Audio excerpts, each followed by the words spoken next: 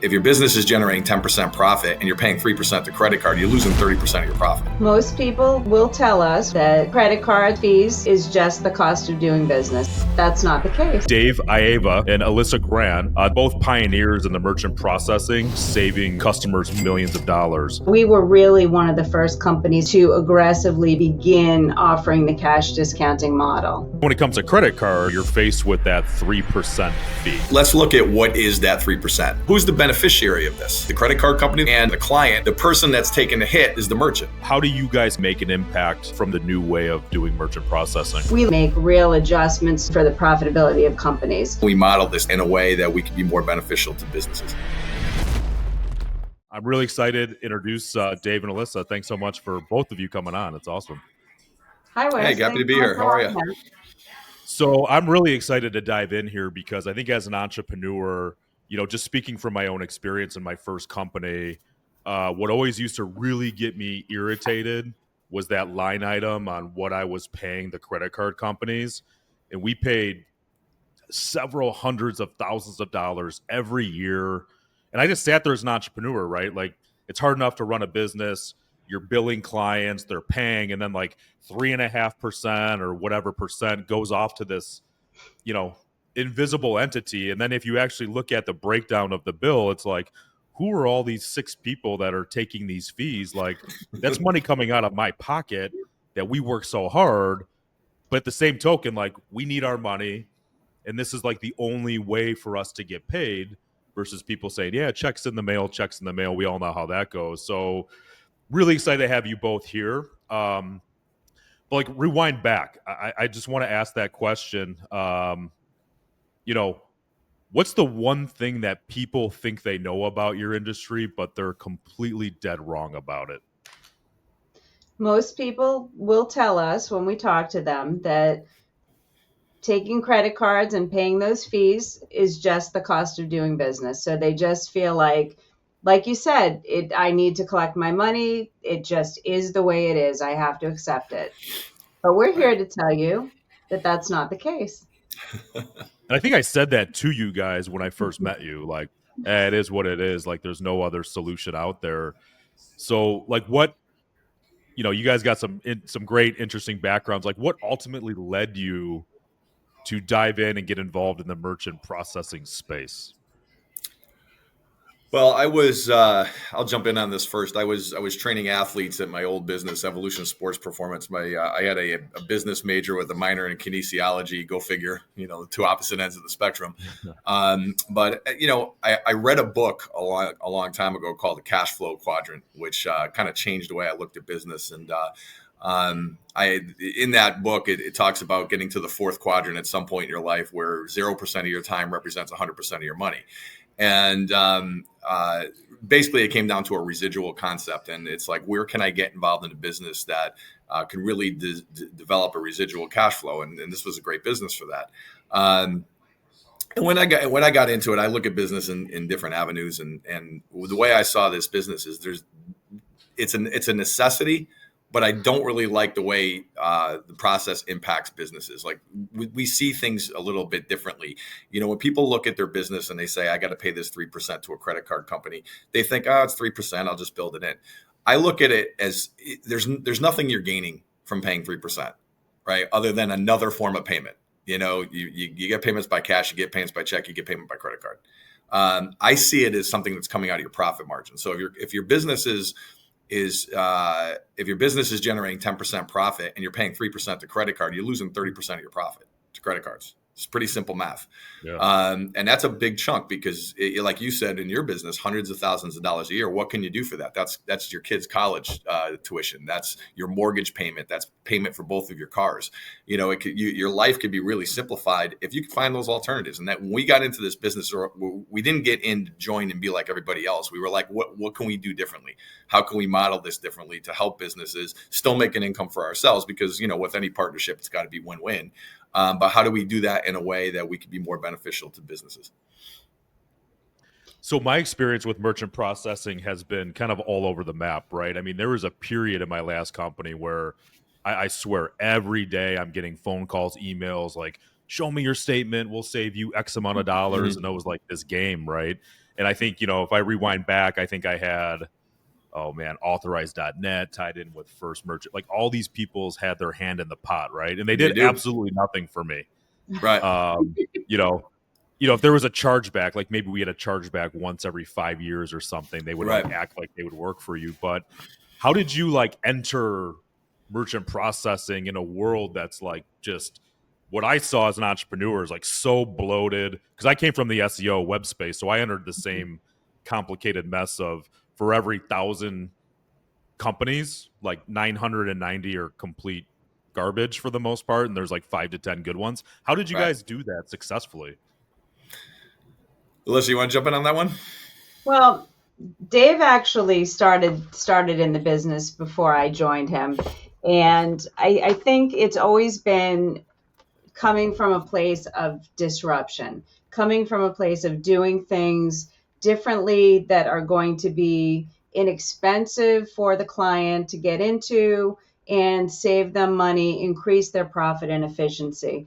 We've always looked at being different from our competitors in the way that we built our relationships with our clients, in the ways that we strive to bring new products and services that are going to be beneficial to the client's bottom line. That's a lot different than the folks that you're talking about that are calling, hey, let me save you $1 on your processing this month, whatever it might be. We never look at it as just trying to save a few pennies here and there. We look at trying to make real adjustments to the way that people are taking their payments that are going to make real effective changes for them for the future and for the profitability of their companies. So in the beginning, we actually started out mostly working with restaurants and point of sale systems.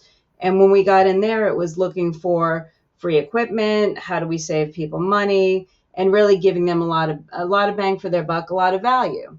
Nowadays, what we're trying to do is turn the tables completely and give them back as much of their processing money as possible. And we have a couple of great tools for doing that. So what year is this? What year did you guys start in the merchant processing? We started in 2011 and we began offering cash discount in 2018. So we were really one of the first companies out there to aggressively begin offering the cash discounting model. And you guys started at a time before technology really kind of, took off, from my perspective. So I appreciate that, but okay, I'm going to ask a question, from my entrepreneurial brain and how I think most entrepreneurs look at this. So if I have a service and I charge a customer $10,000, I need them to pay me for that, right? So the only options I see as an entrepreneur sitting today, it's cash, which probably isn't going to happen, ACH, credit card, and maybe we can talk about crypto, but that's probably not going to happen either. So I can either run a credit card or get an ACH. In my experience, ACH, like maybe it's $5-10 a transaction. You typically have to wait a week or so for your money. But then when it comes to credit card, when they pay with a credit card, you're faced with that 3% fee, right? So as a business owner, I'm going to pay, what's my math? $300 for that transaction. So what is it like? How do you guys look at that? And you're saying we do things a little bit differently. So what does that mean to you, or how do you educate your value to the entrepreneur that's sitting with that question I just asked? Well, let's look at what is that 3%, because that's kind of the important issue. For these fees that we're paying now, we can thank Senator Durbin from South Carolina for screwing with the entire industry and setting this whole mess in motion that causes you to spend $100,000. One thing, when you're in a financial business, it is really easy to see how dumb Congress is. Everything that they pass in the financial industry is to protect the first step. And we know as business entrepreneurs that when you throw anything in a lake, you get a ripple. Okay. And they can't see past the first ripple. So here's what happened. Senator Durbin regulated the debit card industry. And when they did that, people moved from using credit cards to debit cards. And as a result, banks lost $45 billion. Now, I'm going to go on record. And this goes back to like 2009, I think it was.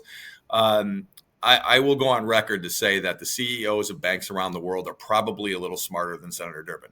Okay. And they're not going to sit and lose $45 billion. They're going to figure out new ways to get $45 billion. So what they did was they, Discover Card was the first one to jump in with 1% cash back. So they went to all the people who are using debit cards, says, we'll give you 1% of your cash back. And people are like, oh, that's cool. So they start using the Discover Card. Then Citibank jumps in and says, well, we're going to do cash. We're going to give you points where you could buy stuff in our stores, in our online store. Great. So there's now rewards. Now you created a reward war between all the credit card industries. 2% cash back. We saw I think it was last year or 2 years ago, Alyssa, we saw one card gave 5% cash back on meals and entertainment. So what people do now is they move back toward credit cards. And we went from, it was like 65% debit card usage to now 85% credit card usage. Well, that's got to get paid for by something. So, what would typically be an 11 or 12% credit card is now a 15% credit card. And then the industry, in its genius, said, you know what, we could double dip. We could charge a higher percentage to the customer on the credit card end, and we could also charge the same percentage to the business on the business end. And they could double dip. So now they doubled their money. Instead of being down 45 billion, they're up 90 billion. Okay. So it's the most ingenious business model there is, because they make every single company that they're working with pay for their own marketing. So this is why the fees go up, and the fees could be as much as 4 and 5% when you factor in what MasterCard and Visa is going to take, what the ISO is going to take, all the way down the line until it pays for you. So when people come into your business and they tell you, oh, we'll give you a 2.4% rate, that's never really the rate you're paying. Well, it really comes down to an effective rate. So this is how we got into this is going to cost you money. Now, who's the beneficiary of this? The beneficiary is the credit card company themselves, and it's the merchant. The client who's paying for it, because now they get rewards, they get air miles, or they get cash back. The person that's taking a hit for no reason at all is the merchant. So the business owner is the one that basically is paying all the bills. The credit card company's taking the profit, and the client's getting the rewards. Okay. So when you think about it, the fee shouldn't even be on you. It should be on the client. If the client's taking the rewards, they should pay the bill. So that led into the future of how we go about doing cash discount programs. And we saw that as this can be a clear disruption. And if we can develop a model that could get that money back in the hands of the business and get that to be accepted. And it was tough to get accepted. When it was initiated, clients kind of rebelled. As a matter of fact, 10 states had laws against it. And but have since dropped those laws to allow this to happen, because it makes sense. You can't argue that that's where the fee should be. So over time, this started to take hold, and we help businesses start to recover those fees. And now it's generally accepted wherever you go. Yeah, I feel like maybe 2-3 years ago, I started to recognize that, whether I'm at a restaurant or even maybe some small boutique retail, where it's like, here's your cash price, here's your credit card price, here's your whatever price. So is really then the big change that it's just becoming more acceptable for a business just to pass that fee on to the customer. So in my example of, hey, my client, I have an open invoice for $10,000. Is it as simple as just me as a business owner, from a merchant processing perspective, rounding that up to 10,300 and then just giving that customer that invoice? Or what specifically? And I ask that knowing that there's probably repercussions, fine print, terms and conditions violation, but like how do you guys come in and make an impact, from the old traditional way to the new way of doing merchant processing? Well, initially it was just add the fee and give the customer the choice. Now you need to give them choices. Like if they don't have a choice, a customer is going to get upset. Okay. Especially in your market where it's a $10,000 bill, that's a lot of money. Okay. They're going to get hit with a $300 bill, and they're going to be like, well, what's this $300 for? So that's why having an ACH system in play where they could do either or, it's really up to them. You could pay the credit card fee. Or you could just pay by ACH and everybody's happy. So as long as people have choices, they don't have a problem. The negative side to it is that, government regulatory agencies continue to stick their nose into this and it's semantics. That's all it is. It's complete semantics. So Like, for example, in Massachusetts doesn't want you to surcharge, but it's okay if you build it into the fee and remove it as an advantage later. So let's say you have a $10,000 bill. If you just simply bill them $10,300, and if they want to pay by check, it's $10,000, you're giving a cash back. Okay, that's why it's called cash back. Okay, so they consider that fine when all it is adding an extra step that doesn't need to be there. It's complete semantics, because governments like to look like they're involved in consumer protection. They just don't care if they really are. So that's how it's evolving into what's called dual payments now, a dual payment system. So so basically what you're saying is the 10,300 is our price, and we're going to reduce that to 10,000 if you want to pay by cash or check. So there's a constant evolving in this process that's taking place, but it's really just nothing more than semantics. But what's important though, Wes, is a merchant doesn't want to take this on and try to do it themselves because they're going to be non-compliant. There are lots of actual rules and regulations that Visa has in play. So that's where we come in, and we have a great system with a phenomenal gateway that gives you lots of reporting information that allows our merchants to do the offering of both credit card and the ACH digital check payment. And everything is fully compliant. And that's really something we've put together to make sure that people are doing this the right way and they can take advantage fully of that dual pricing model. And I think for me, right, I think, as a business owner, it takes a lot of time to like create an invoice for 10,300 or, one for 10,000, because ultimately I think one of the challenges we ran into personally in our business was, you really don't know how a client is going to pay. Mm-hmm. So, and I know a lot of systems out there in existence, like one of the biggest ones in the country right now, like you can't control if they pay by ACH or credit card. And if you put a fee out there and they pay by check or credit, like there's no way to manage that.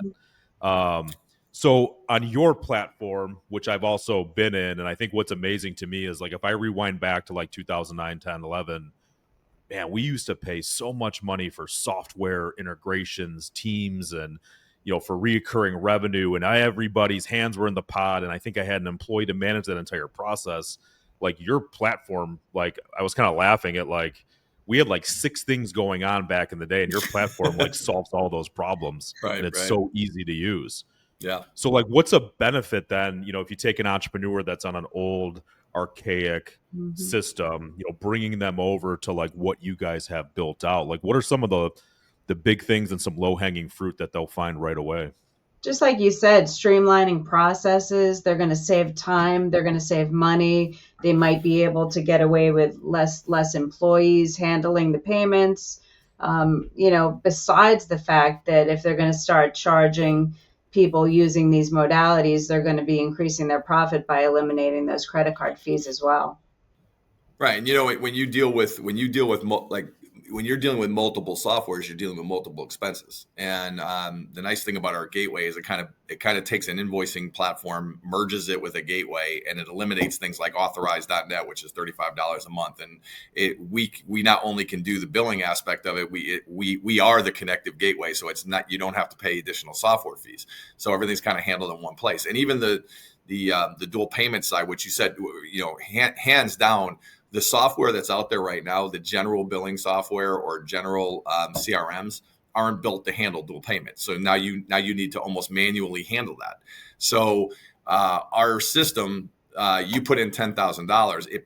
That's all you have to put in. It presents both those prices to the customer and says it cost is $10,300 or it's $10,000. You decide how you want to pay. And then if they click by check, that's handled at $10,000. If it's clicked by credit card, that's handled at $10,300, and everybody goes away happy. So it gives people options, it gives people choices, and then the multiple payment opportunities for them. The gateway builds a payments page for your website, so that if people want to go to your website, they can make a payment there. They can make a payment through the invoicing. You can take it by phone. There's just a million ways to take a payment. So it reduces the friction of discomfort on how people want to pay. You can even send a text to your client to get paid, which people pay very quickly when they get the text on their phone. Like 70% faster. And you can also set up recurring payments as well.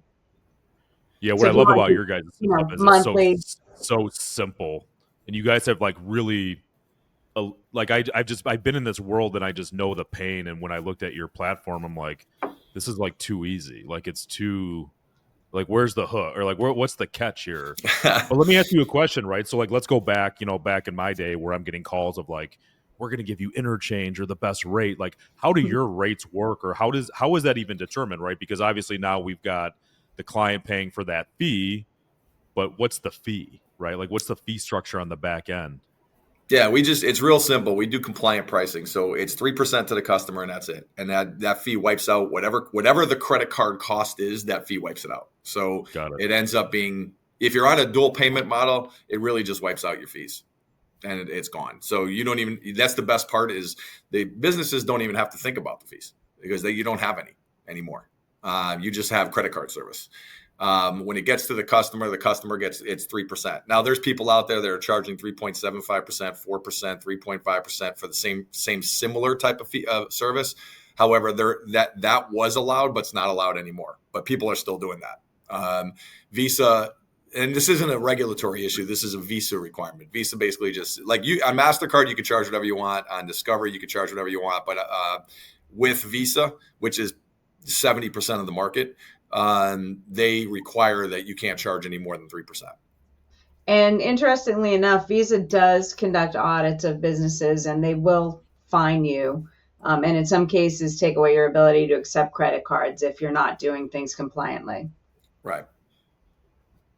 So what's a typical turnaround time, right? Like if a customer swipes the card today for $10,000, I've had experiences with different type of processors and vendors where like the money shows up in 9 days. Sometimes they hold some of it back because they feel like it, right? The company starts with an S, ends with an E, but I feel like there's like no control over your money.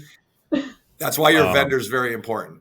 Yeah. If you have there's a lot of companies out there that do what's called an automated risk assessment. So what that basically means is that when you fill out an application, when you hear instant approval, okay, instant approval basically means that they've taken a quick snapshot, okay, of your company. They allow you to do credit card processing, but if you hit certain thresholds, they'll hold your money until they do a proper risk assessment. Okay, so it's kind of like the press, right? It doesn't matter if the story's real. It just matters that they're first. So that's the same thing that's happening in the credit card industry. It's like those automated risk assessments are to get to you first. It's say, hey, look what we have. We have this great service. We'll have you approved in an hour. Okay, a proper company is going to take 24 hours to do a proper risk assessment. When you do that, and the goals are set properly, you never have holdbacks. We don't. I'm going to be honest with you. We were thinking about a couple different vendors. We worked with one company. First company I signed up with that company, they did $79,000 that month. It was a glass company, and they held the entire thing for over a month. And it took us almost the amount of hours I had to put in to unwind that process. And it was because they did an absolute terrible job of risk assessment with this company because it was automated. The company we primarily work for has a massive risk assessment team, and they do appropriate risk assessment, making sure that your numbers are proper, making sure that you have your threshold set properly, and they never withhold anything. So to answer you, that's the long answer to a short question. We give you your money next morning at 6 a.m.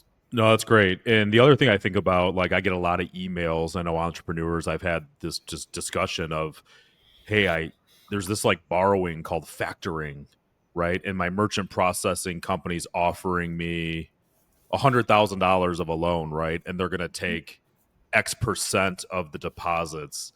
Like, Right. What's your guys' experience on that? Is that something you think positively about, that you promote, or what are some pros and cons relative to that? Because it looks really attractive, but yeah, what's the downside?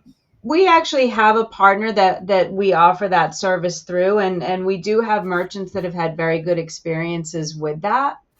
It's definitely our concerns would be, why is a merchant taking money? We want to make sure that they're taking it for the right reasons, and that it's not going to be something that's going to be the, kind of the speeding up effect of them going out of business, so to speak. But sometimes people need, additional equipment. They need to hire more employees. They need whatever it might be that they need. And it is a very nice item for us to be able to offer when those needs, are out there and they make sense. Right. Those loans can be very dangerous. So you do have to be very careful with it, because you're talking about these loans are non-collateralized. So they're quick loans, which means you're going to pay a higher interest rate, and your profit margin of your business has to be able to absorb that rate. Okay. And you're paying in a very short term. So when you're dealing with $100,000 loan, they're basing that on your credit card volume. Okay. So, if you're really hurting and you're taking a loan because you need to survive the next 3 months, it's just going to speed up your process to go out of business. That's what I was going to ask. Is this is that sort of like, I hate to say last ditch effort, but is that kind of low on the totem pole in terms of traditional ways to get money into the business?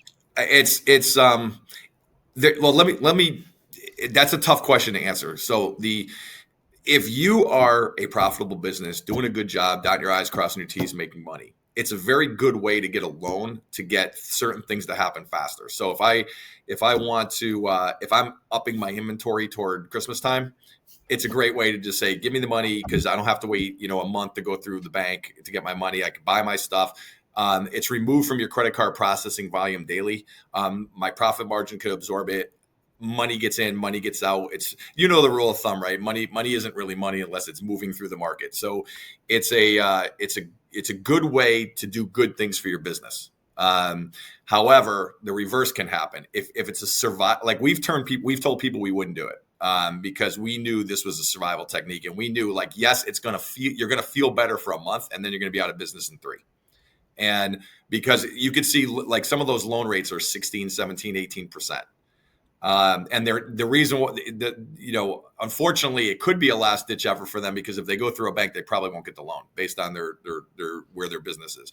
But, so we're very wary of that in the marketplace, because we're just speeding up the process. But it is a great short-term loan option for businesses. Yeah, it's a forced payback too. So I see like pros and cons of like, you can't delay paying it back because the processor is just going to take it out of your deposit. So I see the idea of, hey, this next 2, 3, 4 weeks, we're going to feel great. But if my expectation is $100,000 deposit next month, but I'm only getting 75 of that because a chunk of that's getting paid back, like that's going to affect payroll, Right. That could be a big challenge. But like I said, a properly managed company, it really works for what they're doing. Yeah. We've seen clients successfully use those loans time and time again. They'll take one, they'll pay it off, they'll take another one, and they've been in business for years, and it just works for them. So it depends on the individual situation.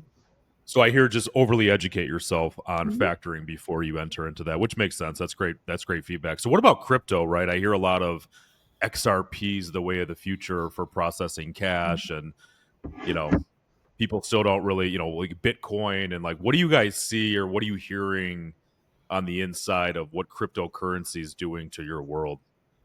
Well, XRP is interesting. I'm glad you brought that up, because it is something that people have been talking about for 7 years. Like, XRP is going to be the wave, right?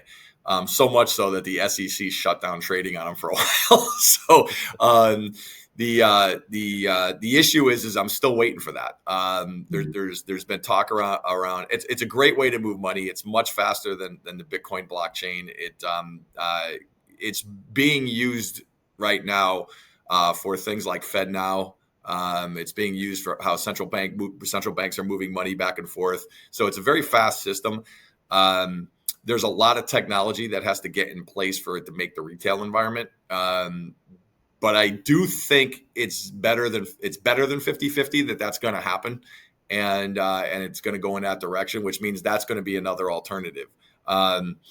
There's inherent, again, you have to educate yourself on this, because there's inherent risk to that. Okay. If you're moving money through XRP, especially if you want to get into blockchain payments like Bitcoin, that can have a real positive effect, and it can have a real negative effect. So if you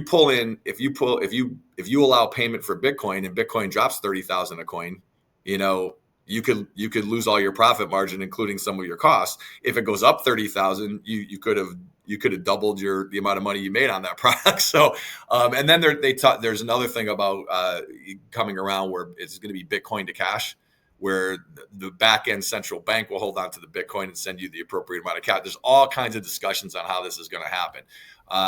FedNow is really the first dive into that, where the movement of money is going to be handled by a blockchain, and then that is the first step toward a U.S. digital currency. So it's all moving in that direction. I still think we're 2.5 years away from really seeing that really grasp hold. It's the nervousness of a technology that's never been seen. I mean, it's the same thing that AI is now. The investments on AI technology companies are high, but they can immediately turn. I mean, look at NVIDIA. NVIDIA went through the roof, and now NVIDIA's dropped, and it's tanked over the last 6 months. No one's really sure of the technology yet, although it sounds awesome. So it'll balance itself out eventually. But I know that our backbone is looking into adding blockchain, but we've been talking about it for 2 years now. So we'll see how it pans out. Yeah, it seems like an interesting vehicle, right? Because on one hand, I hear it's like it's a good store of value, right? Bitcoin's like a storage of value. Mm-hmm. Is it an actual form of payment? But then you hear XRP, it's like, well, that's not a store of value. It's got like features and functionality. Yeah, it's a technology, right? Kind of above my head. But so like right now in the merchant processing world, if you guys onboard a new client, are there options for people to pay that $10,000 by Bitcoin or any other type of alternative? Not yet. Not yet. And there's a reason for that. It's because there's not enough regulation around it yet. Let me give you an example. This is a perfect example. Elon Musk, who I love, by the way, but Elon Musk goes out and buys 1.5 billion in Bitcoin, right? Announces that Tesla's going to take Bitcoin. Drives, literally that alone drove Bitcoin up like $15,000 of Bitcoin, right? Sells everything. And then says Tesla's not taking Bitcoin anymore. Okay, it's like if you do that in a stock environment, you go to jail for 20 years. Right, you go to jail for 20 years. So it's very easy, and not to mention whales can call each other. Like if you have $8 billion in Bitcoin and I have $4 billion in Bitcoin, I could call you and say, all right, we're going to dump 50% of our Bitcoin right now and drop the market, and then buy back in and explode the market, and that's collusion. If that's handled in a stock environment. So again, you go to jail for 20 years. So because there's the regulation doesn't exist, it's I think you're not going to see processors add that until there's sufficient regulation to control what would be considered insider trading in stock. It's not quite the same thing, but they have to prevent collusion. It'd be interesting too to see like how they would pull it together for like, where do you actually access that stored value to then actually make that transaction? Because you have like the Coinbases of the world. I actually had a lot of crypto on Voyager Digital, right? And what happened was one day they decided to declare bankruptcy, and every single one of their clients got locked out of their account. Right. So, you think about all the times you read terms and conditions and just click the box and move through. Right. Well, the reality was whatever crypto you purchased really wasn't yours. It was on their platform, which was under their control. So what they did is they blocked out. So to me, it's going to be very interesting on how do you connect your cryptocurrency to then that transaction, and where does it pull from? Right, because right now it's like, well, yeah, I have a credit card from Visa, right, or whatever. I can just take that number, and then there's this whole back end ecosystem. But for crypto, I've since got a little smarter, and there's these little devices called Treasure or hard, cold wallets. So now it's safely on that. But and don't lose your password. Yeah, the password's crazy too. I think it's like 20 words. I have one here, there, everywhere, and you gotta be It's a wild west. Yeah. No, that's the issue. I mean, that's what happened with FTX. That's what I mean. Like if you're and most people aren't even aware of this. If it doesn't make a digital wallet, that's not your Bitcoin. You're investing in somebody else's Bitcoin. I learned the hard way. It was an expensive lesson, and but as an entrepreneur, I got burnt too, brother. I did. I did some investing in FTX and lost it. So we actually have a connection there because it's that Sam Fried guy that actually he took down Voyager Digital because so what they did is they took all the cryptocurrency from all the people, and then they lent out like 700 million over here to Sam Fried from FTX, and then he burned them. Wow. And then they just blocked everybody's account. So, it's really interesting. So So I just got the I crypto, just got the letter the other day for the class action suit against them, and I'm going to get like 8 cents back. yeah, I You know? ended up getting what I get back. I think I got like 55%. But the problem was when they timestamped the value Yeah. was like the lowest value Of point course. Right. possible. So as soon as they blocked me out, like it literally shot up. But I think as an entrepreneur though, you can kind of, what's the learning? It's like you're really not in control when you think about it. Yep. But what else? Like, how does AI impact merchant processing? Is there anything there that you guys are thinking about or weary about as AI sort of evolves?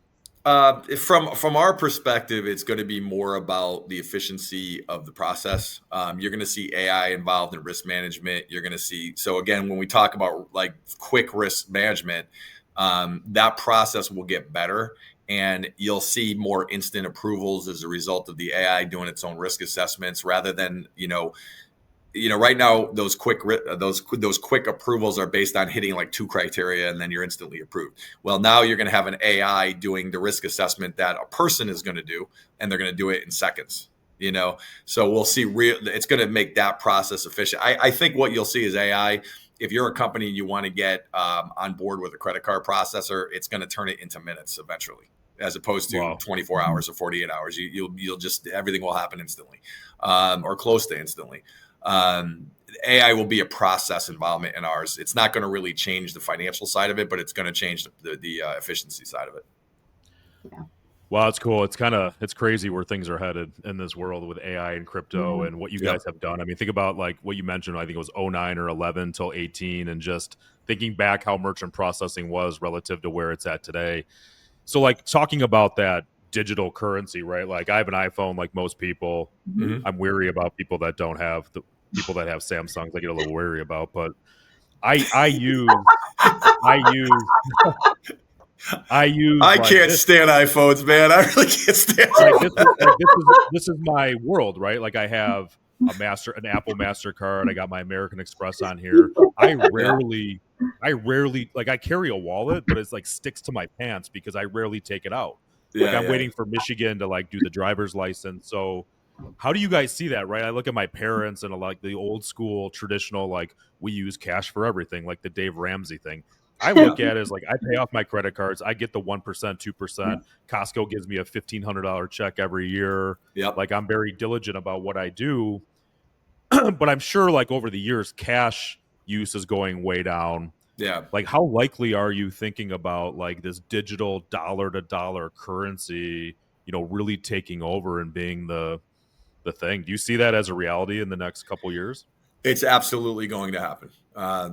I don't see any methodology that stops it. There's a lot there, and if you ever start a podcast on politics, we'll get into that. But there's no stopping it. Digital is coming. The federal government has invested billions of dollars in their own blockchain to get FedNow off the ground, and that is the precursor to digital currency. And it does make a lot of sense because where digital currency is going to be really helpful is in the movement of money. And no matter what book you make on personal finance or you read on personal finance or business finance, it's money. Money isn't really money when it's not moving. And this is going to move money at a much faster rate. It's actually going to create a lot of wealth once it's fully in play. We also have silly little issues like, people tear up bills. A penny actually costs 2 cents to make. It is becoming, when you think about technology, our cash system is so antiquated in comparison to where the technology is. It's almost mind-numbingly laughable. But there's a control issue. Now you have the federal government controlling all of your cash. They can see your cash movements. They know where you're going. They know your investments. They know everything. So, that worries a lot of people. On what the federal government will be capable of doing, having 100% control over the digital process. But on the other hand, okay, you can look at it this way: the printing of money has lowered the value of the dollar by 90% since 1971. So we lose value. That's something that the government had. Now we can't just print money anymore. There's digital assets. They are what they are. You can't just go print. So it has advantages. It has disadvantages. It has things that scare people. It has things that are going to make people wealthy. It's just, we got to find that balance. But I have no doubt in my mind. There's no doubt in my mind that digital dollar's on its way. Interesting. I'm excited for it. I'm ready. I'm kind of already doing it. But it does freak a lot of people out, right? Yeah. Because it's interesting to think about. I mean, it kind of makes my head hurt to think about how we base our U.S. financial system on printing money, and if that disappears and now it's on here, and like this tracking of that, right? Like a lot of you just can't track cash, but that's great. So I really appreciate the time, and I want to say, like, the one thing I really value with you guys is you guys really care about small businesses. You want to see them win. There's a lot of stuff on the back end I think you guys deal with that a lot of customers don't realize or see. So if anybody out there is listening, like, what's the easiest way to get a hold of you? What does your process look like? Does it go to the website, or how can people get in contact with you guys? Go ahead, Ilyssa. So they could either go to our website, it's www.skypaymentsgroup.com, or they could call us directly at 617-407-6805. And we'll be happy to take their calls, answer their questions, and see what we could do to help them out. Awesome. Well, thank you to you both for coming on. Learned a lot. I think there's a lot behind merchant processing. Super insightful, super helpful. And thank you so much. I appreciate it. Thank you. Thanks Appreciate so it. much, Thanks for having us on. It's great meeting with you. This has been another episode of Entrepreneur Intel. Thank you for joining us. For show notes or other episodes, please visit us at entrepreneurintel.com. Until next time.